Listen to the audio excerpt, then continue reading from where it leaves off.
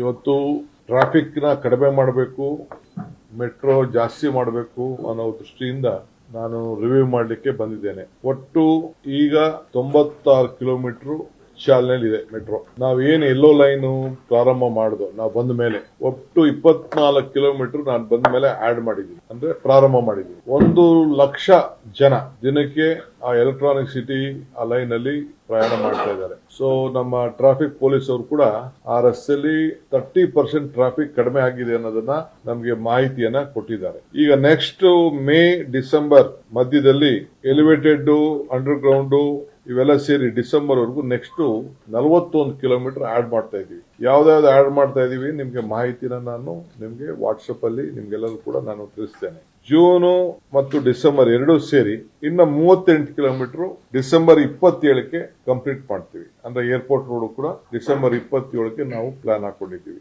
Final ಮುಗಿಸುವಷ್ಟೊತ್ತಿಗೆ. So ಆಗ ಒಟ್ಟು 175 kilometre metro ಬೆಂಗಳೂರಲ್ಲಿ ಚಾಲನೆ ಆಗ್ತಾ ಇದೆ. ಇದಲ್ಲದೆ ಬೇರೆ ತಾವರೆಕೆರೆವರೆಗೂ ಮಾಗಡಿ ರೋಡ್ ಅಲ್ಲಿ ಹೊಸಕೋಟೆ, ಬಿಡದಿ, ನೆಲಮಂಗಲ ಇವೆಲ್ಲ ಕೂಡ ನಮ್ಮ ಪ್ಲಾನ್ ಇದೆ.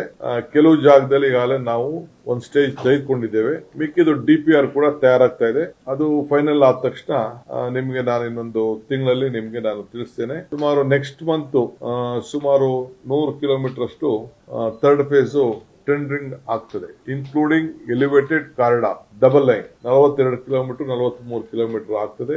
ಹಿಂದೆ ನಾವು 6 ಕಿಲೋಮೀಟರ್ ಮಾಡಿದೀವಿ. ಒಟ್ಟು 50 ಕಿಲೋಮೀಟರ್ ಎಲಿವೇಟೆಡ್ ಕಾರಿಡಾರ್ ಇಡೀ first time in the country. ಇಷ್ಟು ದೊಡ್ಡ ಮೊತ್ತದ ಎಲಿವೇಟೆಡ್ ಕಾರಿಡಾರ್ ನಮ್ಮ ಬ್ಯಾಂಗ್ಳೂರಿನಲ್ಲಿ ಆಗ್ತದೆ.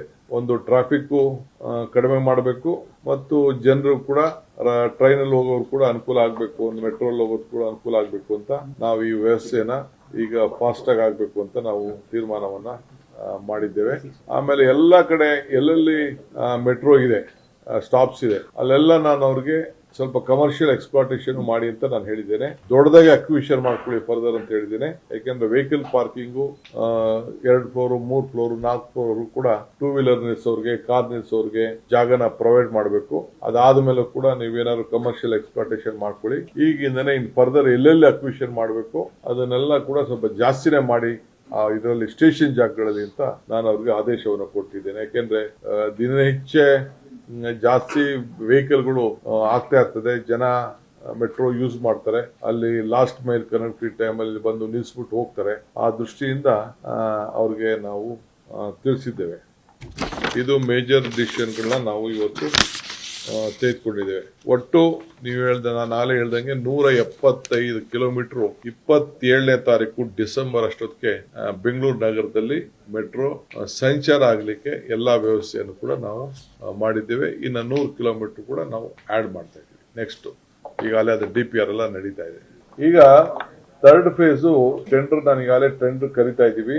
ಒಂದು 24,000 ಕೋಟಿ ರೂಪಾಯಿ ವೆಚ್ಚದ ಲೈನ್ ಗಳನ್ನ ಜೈಕಾದು 15,600 ಕೋಟಿ ರೂಪಾಯಿ, ಎಲಿವೇಟೆಡ್ ಫ್ಲೈ ಓವರ್ ನಮ್ದು 9,700 ಕೋಟಿ ರೂಪಾಯಿ, ಒಟ್ಟು 25,311 ಕೋಟಿ ರೂಪಾಯಿ ವೆಚ್ಚದ ಟೆಂಡರ್ ಅನ್ನ ಥರ್ಡ್ ಫೇಸ್ ಟೆಂಡರ್ ಅನ್ನ ಜನವರಿಯಲ್ಲಿ ನಾವು ಕರಿತಾ ಇದ್ದೀವಿ. ಮಾಡಿ ಅದಕ್ಕೆ ಟೈಮ್ ಲೈನ್ ನಾವು ಕೊಡ್ತೀವಿ.